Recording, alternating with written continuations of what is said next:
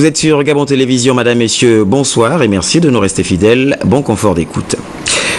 Libreville dans les ordures ménagères. Depuis quelques jours, le blocage de la route ajoute une difficulté nouvelle quant à l'acheminement des ordures vers la décharge de Mindoubé.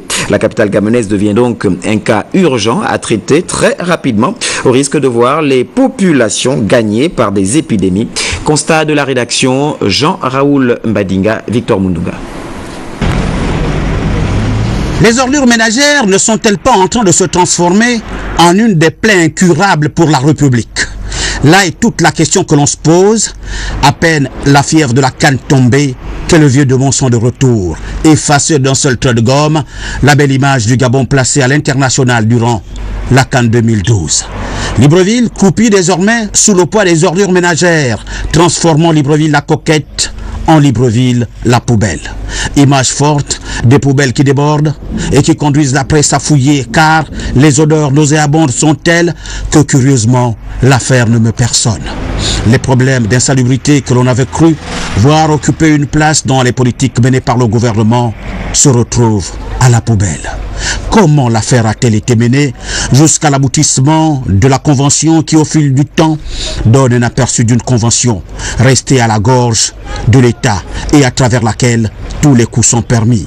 Dans le film intitulé Les ombres chinoises, avec acteurs du pourrissement tapis dans l'ombre, comment, malgré multiples reportages sur la question de la route de Mindoubé, personne au haut niveau n'ose lever le petit doigt pour entendre le cri de détresse des Gabonais confrontés à tant de difficultés?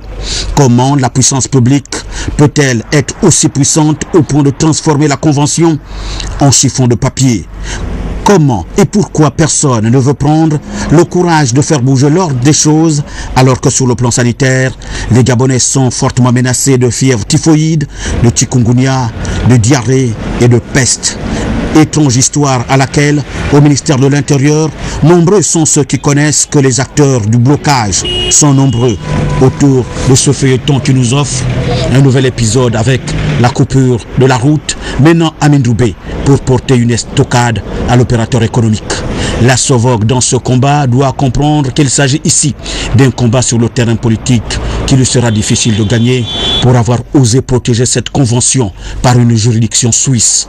L'État peut-il comploter contre l'État ou l'État peut-il comploter contre la SOVOG? La mairie impuissante ne fait que constater les dégâts. Le Premier ministre doit s'expliquer sur la question avant que le peuple ne voie en l'abondance des poubelles la volonté du gouvernement d'atteindre un objectif que le temps devrait dévoiler dans si peu.